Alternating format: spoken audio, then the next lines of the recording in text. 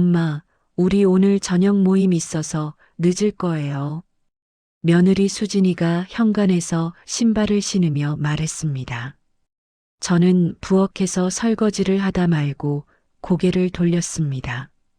아들 민우가 넥타이를 매만지며 서 있었고 수진이는 평소보다 조금 진하게 화장을 한 모습이었습니다. 부부 동반 모임이래요. 민우 회사 사람들이랑. 수진이의 목소리가 어쩐지 조금 떨리는 것 같았습니다. 아니, 제가 예민하게 들은 걸지도 모릅니다. 그래, 잘 다녀와라. 조심하고. 저는 물기 묻은 손을 앞치마에 닦으며 웃어 보였습니다. 민우가 가방을 들고 현관문을 열었습니다. 엄마, 저희 진짜 늦을 수도 있으니까 먼저 주무세요. 알았어. 천천히 다녀와. 문이 닫혔습니다. 저는 다시 설거지를 시작했습니다. 그릇에 묻은 기름때가 잘 지워지지 않아서 수세미를 몇 번이나 문질러야 했습니다. 손끝에 뜨거운 물이 닿았지만 그보다 가슴속 어딘가가 더 뜨겁게 조여왔습니다. 부부 동반 모임. 저는 창밖을 바라봤습니다.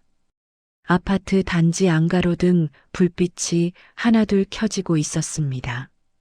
민우는 대학도 지방에 있는 곳을 겨우 졸업했고 지금 다니는 회사도 작은 중소기업이었습니다. 수진이는 고등학교만 나왔습니다. 착하고 성실한 아이지만 세상 사람들이 그 마음을 먼저 보아주지는 않는다는 걸 저는 알고 있었습니다. 설거지를 마치고 거실 소파에 앉았습니다. TV를 켰지만 무슨 내용인지 하나도 들어오지 않았습니다. 시계를 봤습니다. 6시 반. 몇 시에 돌아올까? 저는 가만히 손을 모았습니다. 사실 저도 그런 모임을 몇 번 가본 적이 있었습니다. 남편이 살아있을 때였습니다. 남편은 공장에서 일했고 저는 식당에서 설거지를 했습니다. 그런데 어느 날 공장 사장님이 직원들 가족 모임을 한다고 했습니다. 그날 저는 옷장에서 가장 깨끗한 옷을 꺼내 입었습니다. 남편도 면도를 2번이나 했습니다. 모임 장소는 호텔 뷔페였습니다. 들어서는 순간부터 저는 숨이 막혔습니다. 다른 부인들은 모두 말끔한 정장 차림이었고 향수 냄새가 났습니다. 저는 동네 시장에서 산 블라우스를 입고 있었습니다. 어머, 사모님은 무슨 일 하세요? 누군가 저에게 물었습니다. 웃는 얼굴이었지만 그 눈빛은 웃고 있지 않았습니다. 저는 식당에서 일합니다. 아, 식당 하세요? 어디쯤이요? 아니, 주방에서 설거지를. 그 순간 저는 그 사람의 얼굴이 미세하게 굳는 걸 봤습니다. 그날 밤 집에 돌아와서 저는 한참을 울었습니다. 남편은 아무 말 없이 제 등을 토닥여줬습니다. 시계가 11시를 가리키고 있었습니다. 저는 소파에서 졸다 깨다를 반복하고 있었습니다. 그때 현관문이 열리는 소리가 들렸습니다. 저는 벌떡 일어났습니다. 민우와 수진이가 들어왔습니다. 불을 켜지 않았는데도 복도의 희미한 불빛에 두 사람의 얼굴이 보였습니다. 민우의 눈이 붉었습니다.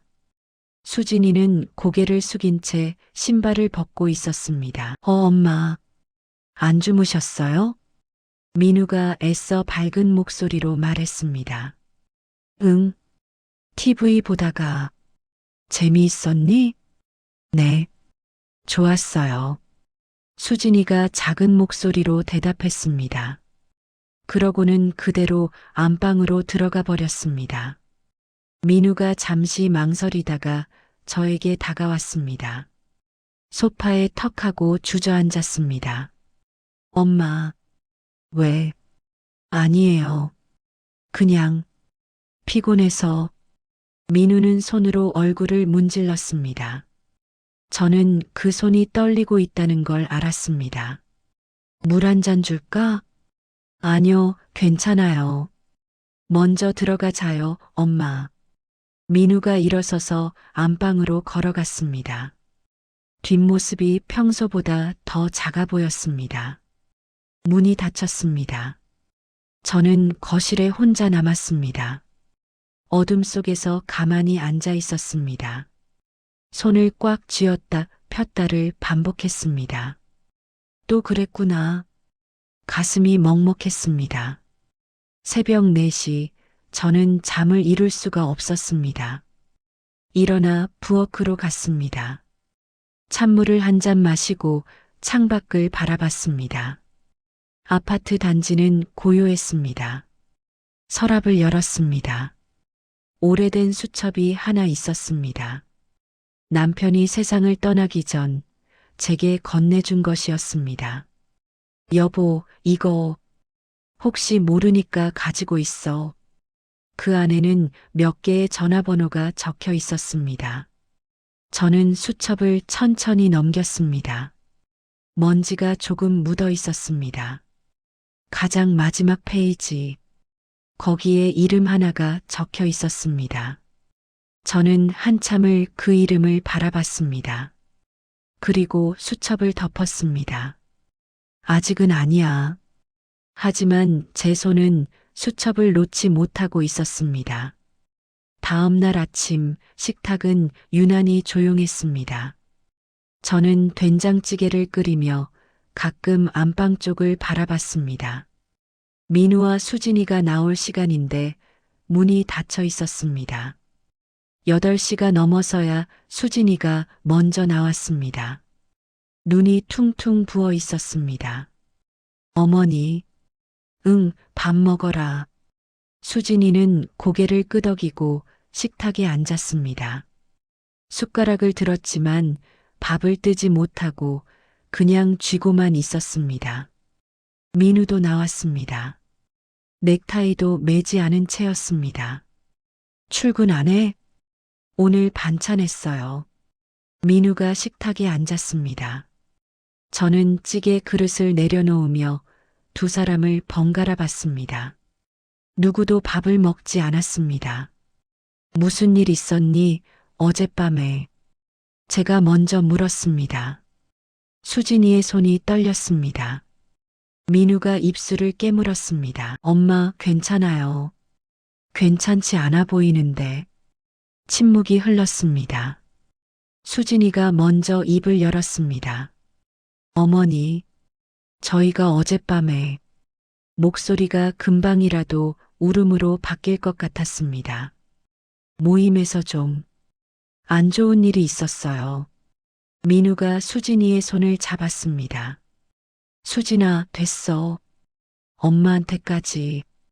오빠, 나 진짜 힘들어. 어머니한테라도 얘기 좀 하고 싶어.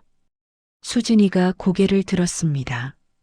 눈물이 볼을 타고 흘러내렸습니다. 저는 가만히 두 사람을 바라봤습니다. 처음엔 괜찮았어요. 다들 인사하고 음식도 시키고. 그런데 수진이가 말을 잇지 못했습니다. 민우가 대신 말했습니다. 과장님 부인이 수진이한테 물어봤어요. 어디 사는지, 차는 뭐 타는지. 저는 솔직하게 대답했어요. 전세 살고 차는 없다고. 수진이의 목소리가 떨렸습니다. 그랬더니 그 사람이 옆 사람한테 하는 말이 들렸어요. 뭐라고 했는데? 제가 물었습니다. 수진이가 고개를 숙였습니다. 민우가 주먹을 쥐었습니다. 등짝이 약하다고 했어요. 그 순간 제 손에 쥐고 있던 국자가 바닥에 떨어졌습니다. 쨍그랑 소리가 났습니다. 등짝이 약하다고? 민우가 계속 말했습니다. 엄마, 괜찮아요. 그냥 그런 사람들이 있는 거. 그게 다가 아니에요, 어머니. 수진이가 울먹이며 말했습니다. 다른 부인이 저한테 대놓고 물어봤어요. 있는 집 모임엔 왜 왔냐고. 뭐, 자기들끼리 카페 가자고 하면서 저희는 빼고 가려고 했어요. 민우 오빠가 회사 사람이니까 어쩔 수 없이 데리고 간 건데 저는 화장실도 못 가겠더라고요. 혼자 남겨질까봐. 수진이가 얼굴을 손으로 가렸습니다. 어깨가 들썩였습니다. 저는 그 자리에 서서 두 사람을 바라봤습니다. 가슴속에서 뭔가 뜨겁게 치솟아 올랐습니다. 저는 천천히 앞치마를 풀었습니다. 식탁 위에 내려놓았습니다. 엄마, 민우가 저를 올려다봤습니다. 저는 아무 말 없이 안방으로 걸어갔습니다. 옷장을 열었습니다. 가장 안쪽 오래된 상자가 있었습니다. 상자를 꺼냈습니다. 먼지를 털어냈습니다. 뚜껑을 열었습니다. 그 안에 금장 전화기가 하나 있었습니다. 오래되었지만 광택이 살아 있었습니다. 남편이 마지막으로 제게 준 물건이었습니다. 여보, 이거 진짜 급할 때만 써. 알았지? 남편의 목소리가 귓가에 맴돌았습니다. 저는 전화기를 꺼냈습니다. 손에 쥐니 묵직했습니다. 거실로 나왔습니다. 민우와 수진이가 저를 바라봤습니다. 두 사람 모두 놀란 표정이었습니다. 엄마, 그게 뭐예요? 전화기다. 그걸 왜? 저는 대답하지 않았습니다. 소파에 앉아 전화기 화면을 켰습니다. 오래되어서 부팅이 느렸습니다. 연락처 목록을 열었습니다. 딱 하나의 번호만 저장되어 있었습니다. 이름은 없었습니다. 그냥 그분이라고만 적혀 있었습니다. 20년 만이네. 손가락이 번호 위에 머물렀습니다. 엄마, 누구한테 전화하시려고요? 민우의 목소리가 불안했습니다. 저는 고개를 들어 민우를 봤습니다. 그리고 수진이를 봤습니다. 두 사람의 눈에 아직도 눈물이 고여 있었습니다. 안 되겠어. 저는 통화 버튼을 눌렀습니다. 신호음이 울렸습니다. 한 번, 두 번, 세 번. 여보세요. 낮고 굵은 목소리가 들렸습니다. 오랜만에 듣는 목소리였습니다. 저예요. 윤정이. 상대방이 숨을 들이쉬는 소리가 들렸습니다. 정혜 씨?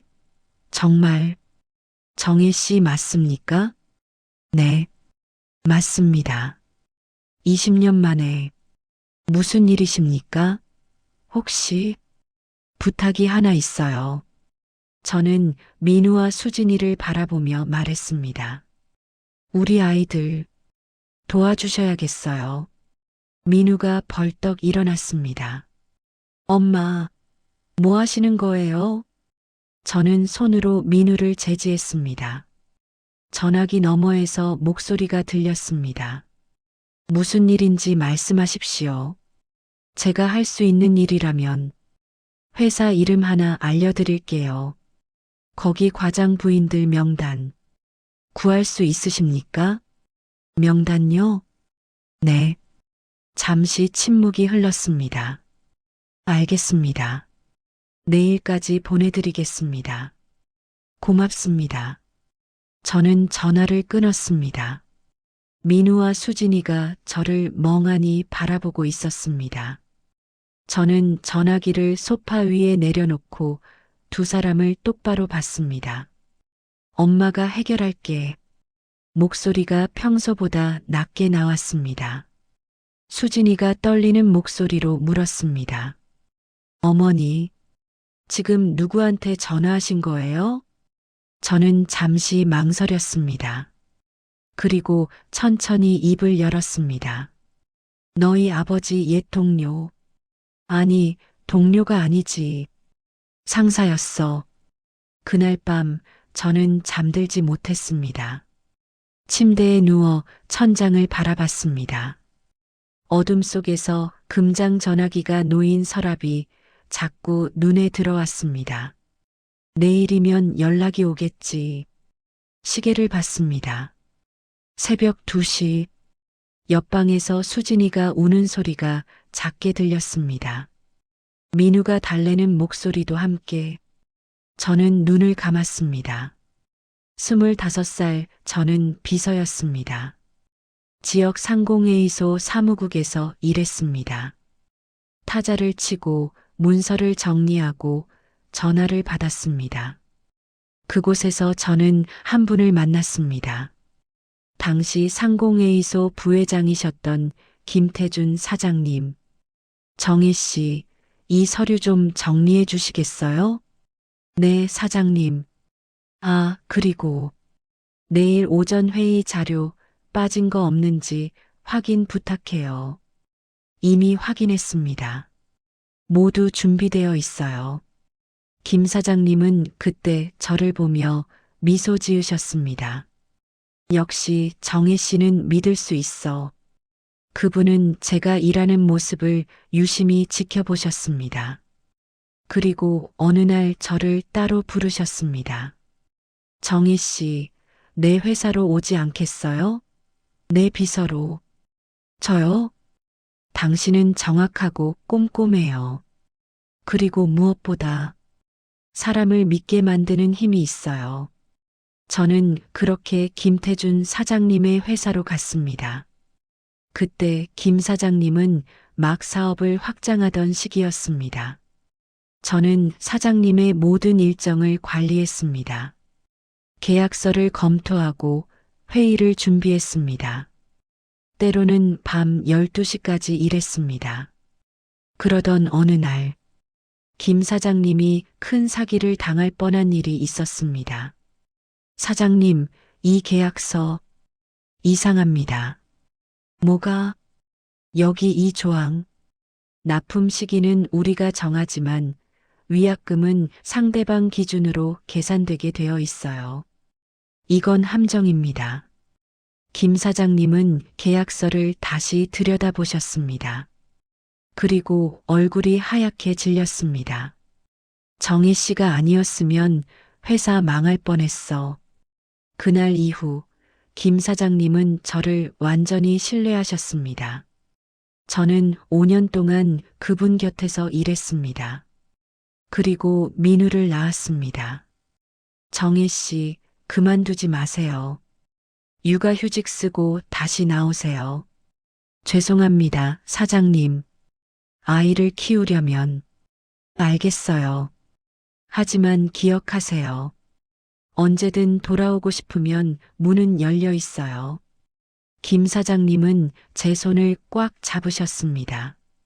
그리고 정희 씨, 혹시 힘든 일 있으면 언제든 연락하세요.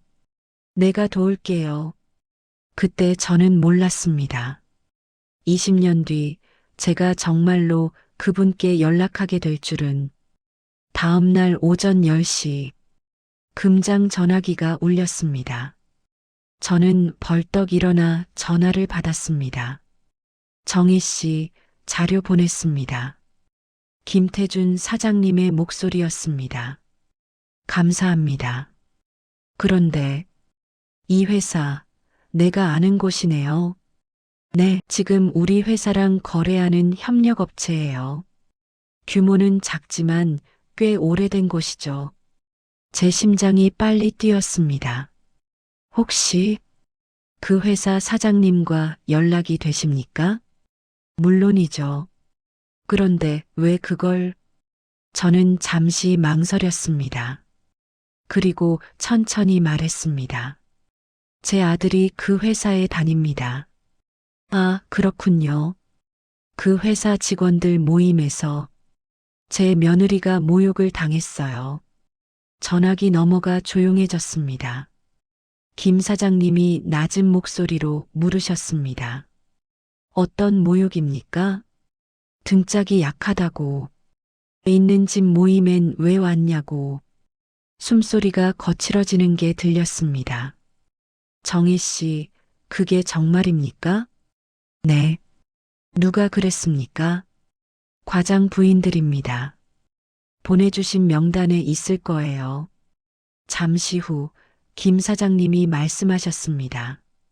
정희 씨, 제가 그 회사 사장을 직접 만나겠습니다. 사장님, 아니, 이건 제가 해야 할 일입니다. 제 협력업체 직원 부인들이 그런 짓을 했다는 건 제 회사 이미지에도 문제예요. 김 사장님의 목소리가 단호했습니다. 그리고 정희 씨, 네, 이건 부탁이 아니에요. 제가 정희 씨한테 진 빚을 갚을 기회를 주시는 거예요. 그날 오후, 저는 민우를 불렀습니다. 엄마, 왜 그래요? 민우야, 너 회사 사장님. 어떤 분이시니? 사장님이요? 좋은 분이에요. 근데 갑자기 왜요? 저는 민우의 손을 잡았습니다. 곧 사장님이 너희 과장님을 부르실 거야. 네, 무슨 말이에요? 그냥 엄마 말 믿어. 민우가 불안한 표정으로 저를 봤습니다. 그때 민우의 핸드폰이 울렸습니다. 회사에서 온 전화였습니다. 네, 과장님. 네, 지금요? 알겠습니다. 민우가 전화를 끊고 저를 봤습니다. 엄마, 과장님이 사장님한테 급하게 불려갔대요. 그래. 대체 무슨 일이에요?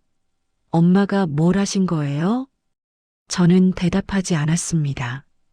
다만 창밖을 바라봤습니다. 이제 시작이야. 저녁 6시. 민우가 퇴근했습니다. 현관문을 열고 들어오는 민우의 얼굴이 창백했습니다. 엄마, 왜? 오늘 회사에서 난리 났어요. 수진이도 부엌에서 나왔습니다. 민우가 소파에 주저앉았습니다. 과장님이 사장님한테 1시간 넘게 혼났대요. 그리고 과장님 부인한테 전화해서 뭐라고 했는지는 모르겠는데 과장님 얼굴이 새하얘졌어요. 민우가 저를 올려다봤습니다. 엄마, 이거 엄마가 한 거 맞죠? 저는 고개를 끄덕였습니다. 수진이가 떨리는 목소리로 물었습니다. 어머니, 대체 누구세요? 저는 두 사람을 바라봤습니다. 그리고 작게 미소 지었습니다. 그냥 옛날에 일 좀 했던 사람이야. 20년 전 나는 김태준 사장의 오른팔이었어. 그분이 지금 이 지역 최대 건설사 회장이라는 걸 너희는 몰라도 돼. 그날 밤 금장 전화기에 문자가 왔습니다. 내일 오전 그 과장 부인들 전원 사과 모임 있습니다. 정혜 씨 며느리도 참석시키세요. 김태준. 저는 문자를 읽고 전화기를 내려놓았습니다. 손이 떨렸습니다. 이제 진짜 시작이구나. 사흘이 지났습니다. 민우는 매일 회사에서 돌아올 때마다 이상한 표정을 지었습니다. 엄마, 회사 분위기가 이상해요. 왜? 갑자기 인사평가한대요. 전 직원 대상으로. 민우가 넥타이를 풀며 말했습니다. 그리고 프로젝트도 다 재정비한대요. 위에서 지시가 내려왔다는데 수진이가 물 한 잔을 민우에게 건넸습니다. 과장님은요? 요즘 얼굴이 말이 아니에요. 맨날 사장실 불려다니시고. 민우가 물을 마시며 고개를 저었습니다. 저는 설거지를 하며 그 말을 들었습니다. 시작됐구나. 나흘째 되는 날, 민우 회사에서 공문이 하나 날아왔습니다. 전 직원 가족 초청 만찬. 민우가 초청장을 들고 집에 왔습니다. 엄마, 이거 봐요. 저는 행주를 놓고 초청장을 받았습니다. 고급 용지였습니다. 금박으로 테두리가 인쇄되어 있었습니다. 그런데 제 눈이 한 줄에 멈췄습니다. 특별 초청 윤정희 여사 및 가족. 민우가 어리둥절한 얼굴로 물었습니다. 엄마, 이거 왜 엄마 이름이 들어가 있어요? 그것도 여사라고? 수진이도 초청장을 들여다봤습니다. 어머니, 이게 뭐예요? 저는 초청장을 천천히 접었습니다. 가보면 알게 될 거야. 엄마, 대체 뭘 하신 거예요? 요즘 회사에서 난리 났다니까요. 민우의 목소리가 조금 높아졌습니다. 저는 민우를 바라봤습니다. 난리? 어떤 난리? 과장님이 강등될 수도 있대요. 그리고 과장님 부인도. 민우가 말을 멈췄습니다. 저는 조용히 물었습니다. 과장님 부인은 회사 부인 모임에서 쫓겨났대요. 수진이가 작게 숨을 들이쉬었습니다. 저는 고개를 끄덕였습니다. 그래. 만찬 당일. 저는 옷장에서 오래된 정장을 꺼냈습니다. 20년 전 김태준 사장님 곁에서 일할 때 입던 옷이었습니다. 다행히 아직도 맞았습니다. 거울을 봤습니다. 주름이 생긴 얼굴, 하얗게 센 머리카락. 하지만 눈빛만은 예전 그대로였습니다. 오늘 끝을 보자. 수진이가 방에서 나왔습니다. 새로 산 원피스를 입고 있었습니다. 어머니, 저 이거 입어도 될까요? 예쁘다. 근데 저 너무 떨려요. 저는 수진이의 손을 잡았습니다. 괜찮아. 엄마가 옆에 있잖니. 수진이가 고개를 끄덕였습니다. 민우도 나왔습니다. 양복을 단정하게 차려입었습니다. 엄마, 진짜 가는 거예요? 그래. 무섭지 않으세요? 저는 민우를 보며 미소 지었습니다. 내가 더 무서웠을 거야, 그날 밤. 호텔 연회장. 입구에 들어서는 순간 모든 시선이 저희에게 쏠렸습니다. 민우 회사 사람들이 여기저기 서 있었습니다. 그날 모임에 있던 부인들도 보였습니다. 과장님과 과장님 부인도 있었습니다. 과장님 부인의 얼굴이 하얗게 질렸습니다. 그때 한 남자가 저희에게 다가왔습니다. 민우 회사 사장이었습니다. 어서 오십시오. 윤정희 여사님. 사장님이 저에게 깊이 고개 숙였습니다. 주변 사람들이 웅성거렸습니다. 저분이 윤정희 여사? 설마 그 윤정혜? 김태준 회장님 옆에 있던 그분? 수군거림이 커졌습니다. 민우가 제 옆에서 어리둥절한 표정으로 주변을 둘러봤습니다. 사장님이 말했습니다. 여사님, 이쪽으로 오시지요. 특별석을 준비했습니다. 감사합니다.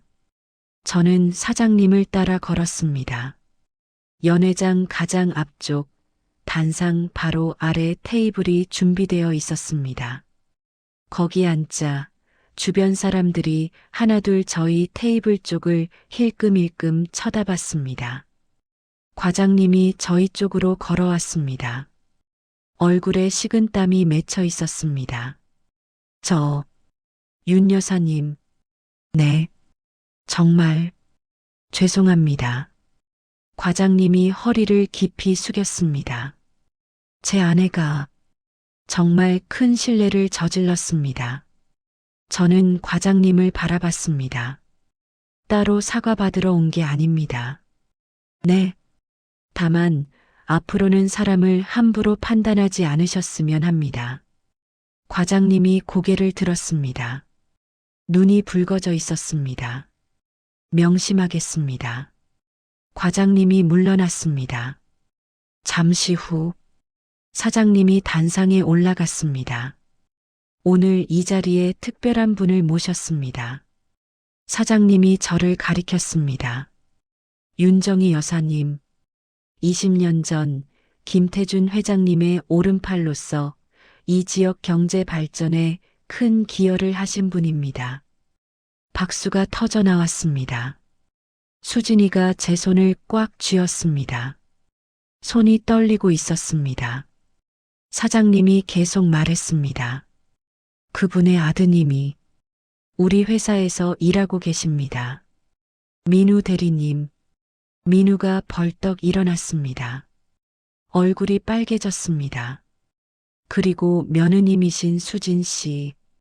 수진이가 일어나 고개 숙였습니다. 저는 오늘 이 자리를 빌려 말씀드립니다. 우리 회사는 사람을 돈이나 배경으로 평가하지 않습니다. 사장님의 목소리가 단호했습니다. 능력과 인품으로 평가합니다. 앞으로 이 원칙에 어긋나는 행동을 하는 사람은 직급에 상관없이 책임을 묻겠습니다. 연회장이 조용해졌습니다. 저는 과장님 부인을 봤습니다. 그 사람이 고개를 숙이고 있었습니다. 어깨가 떨렸습니다. 만찬이 끝나고 과장님 부인이 저희에게 다가왔습니다. 다른 부인 2명도 함께였습니다. 그날 수진이에게 모욕적인 말을 했던 사람들이었습니다. 여사님, 정말 죄송합니다. 세 사람이 동시에 고개를 숙였습니다. 저희가 정말 잘못했습니다.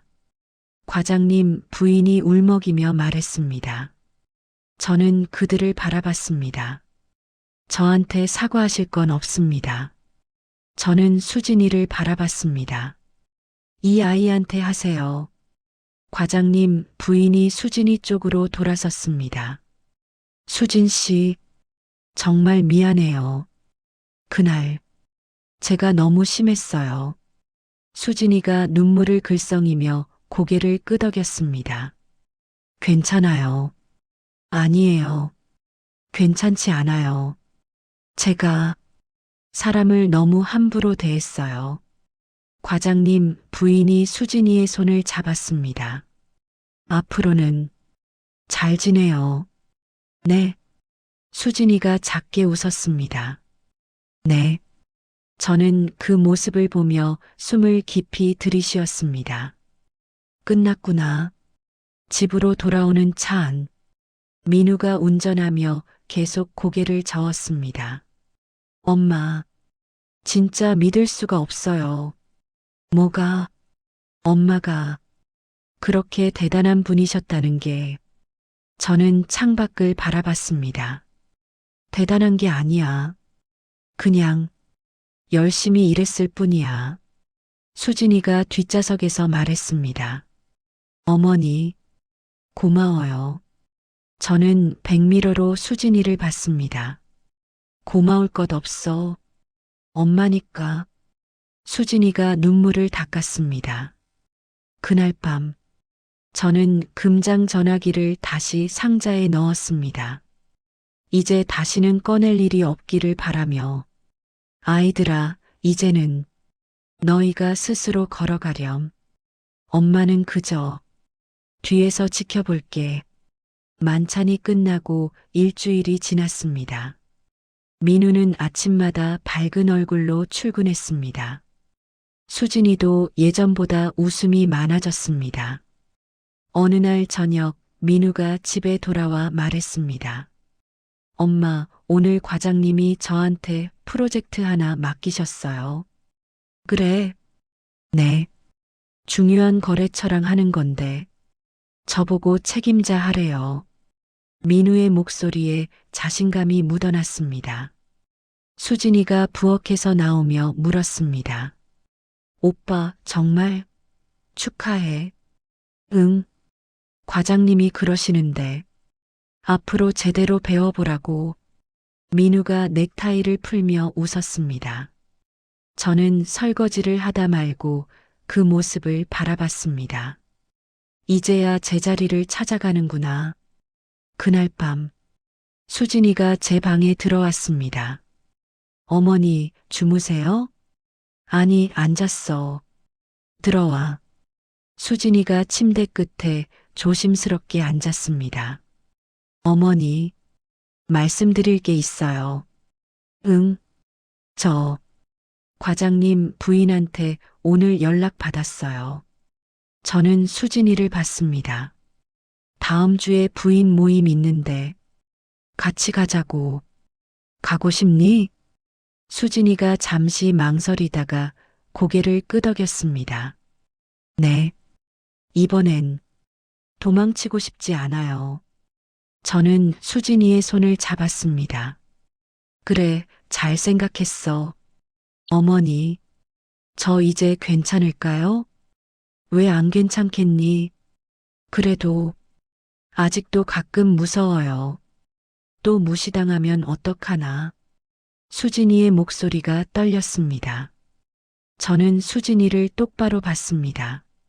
수진아, 네, 절대 잊지 마라. 저는 천천히 말했습니다. 너희가 약해서가 아니었어. 그들이 오만했던 거야. 수진이가 눈을 크게 떴습니다. 너희는 아무 잘못도 안 했어.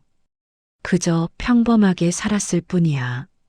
어머니, 돈이 없다고, 학벌이 없다고, 작은 집에 산다고, 그게 무시당할 이유가 되니? 저는 수진이의 손을 꽉 쥐었습니다. 절대 고개 숙이지 마. 당당하게 살아. 수진이가 눈물을 흘렸습니다. 고맙습니다, 어머니. 저는 수진이를 안아줬습니다.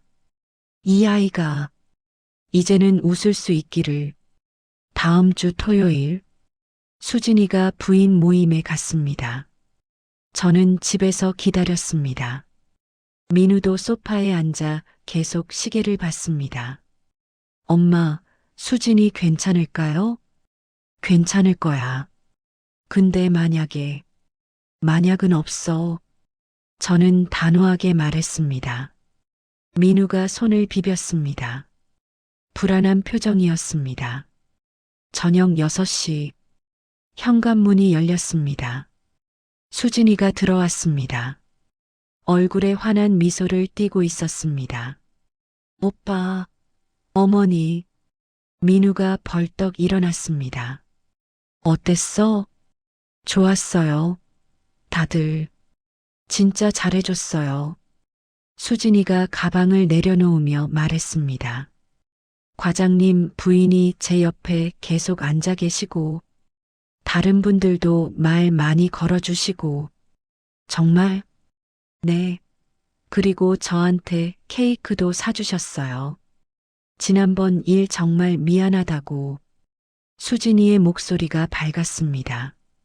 민우가 수진이를 꼭 안았습니다. 다행이다. 정말 다행이야. 저는 그 모습을 보며 조용히 웃었습니다. 이제 괜찮겠구나. 그날 밤 가족 셋이 거실에 모여 앉았습니다. 민우가 맥주를 따르며 말했습니다. 엄마 한잔 하시죠. 그래. 저는 잔을 받았습니다. 수진이가 주스를 들고 웃었습니다. 건배할까요? 뭐해? 우리 가족? 민우가 웃으며 잔을 들었습니다. 좋아. 우리 가족 위하여. 저도 잔을 들었습니다. 그래. 우리 가족. 잔이 부딪혔습니다. 맥주를 한 모금 마셨습니다. 목으로 넘어가는 게 시원했습니다. 민우가 저를 보며 말했습니다. 엄마, 제가 그동안 몰랐어요. 뭘, 엄마가 얼마나 대단한 분이신지. 대단하긴. 저는 고개를 저었습니다. 아니에요. 정말이에요. 엄마는 저희가 힘들 때 나타나서 다 해결해 주셨잖아요. 수진이도 고개를 끄덕였습니다. 어머니가 아니었으면 저 아직도 울고 있었을 거예요. 저는 두 사람을 바라봤습니다. 너희 둘이 이겨낸 거야. 내가 아니라. 네, 내가 한 건 그저 문을 하나 열어준 것뿐이야. 저는 잔을 내려놓았습니다. 그 문으로 들어간 건 너희들이고 당당하게 선 것도 너희들이야. 민우가 입술을 깨물었습니다. 엄마, 앞으로도 그렇게 살아라. 저는 두 사람의 손을 각각 잡았습니다. 세상이 너희를 무시해도 너희는 절대 너희 자신을 무시하지 마라. 네, 네 어머니. 두 사람이 동시에 대답했습니다. 저는 그 손을 꽉 쥐었습니다. 이제 너희는 괜찮을 거야. 그날 밤 민우와 수진이가 잠들고 난 뒤 저는 혼자 거실에 앉아 있었습니다. 창밖으로 달이 보였습니다. 화냈습니다. 금장 전화기가 놓인 서랍을 봤습니다. 이제 그건 다시 꺼낼 일이 없을 것 같았습니다. 그래도 가지고는 있어야지. 언제 또 필요할지 모르니까. 저는 작게 웃었습니다. 한 달 후 민우가 승진했습니다. 대리에서 과장으로. 엄마, 제가 과장 됐어요. 민우가 퇴근하자마자 소리쳤습니다. 수진이가 뛰어나와 민우를 안았습니다. 오빠, 정말 축하해.